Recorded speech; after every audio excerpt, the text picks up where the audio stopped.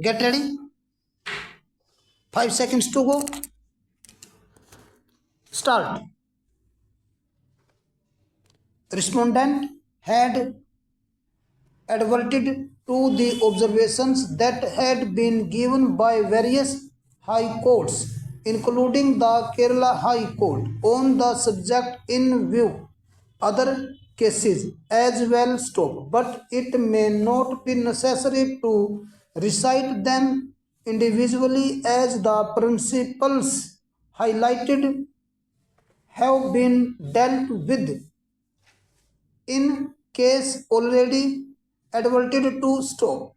We had also occasion to notice a judgment of this court dated 21 July 2005, rendered in MFA number 7 of 1996. Mr. Justice K.M.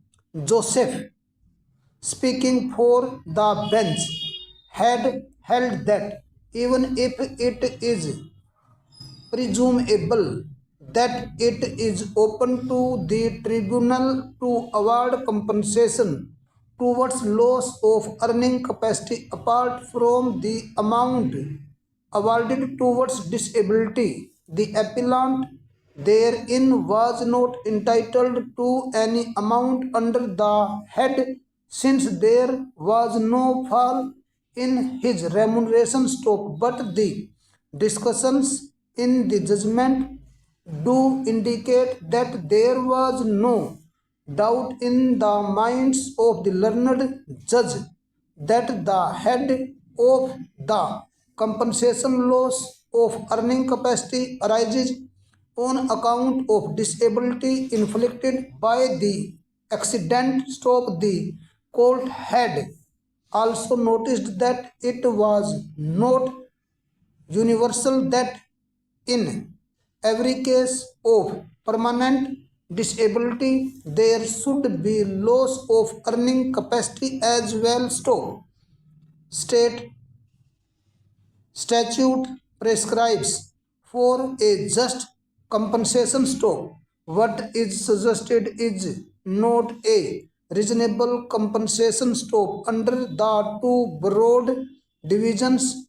What is expected to the tribunal is to assess the damages dispassionately and give a total packet of compensation stock so as to protect the interest of the victim, simultaneously ensuring that an uncalled for burden is not there on the respondent. Stop. The sum total of our discussions lead us to conclude that the view taken in Suzanne's case supra has correctly laid down the principle. Stop. When compensation is assessed, the basic principle to be borne in mind is the heads of damages, namely the requirement for compensating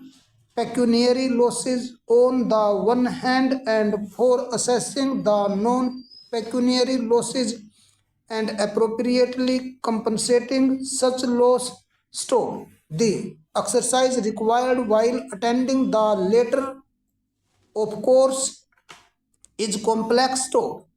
The loss of earning capacity does not come within the category of pecuniary damage in its broad sense. Stop.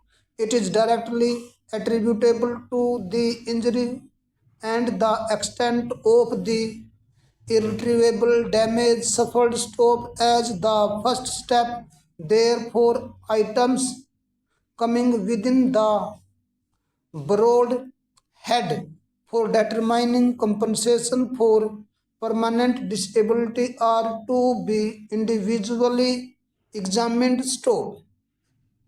Extent of loss of earning power is one of the ingredients. Stop. The sequence, if scrupulously followed, would avoid any confusion. Stop. determination of loss of earning power does not prevent the tribunal from further proceeding with its duty of assessing compensation for permanent disablement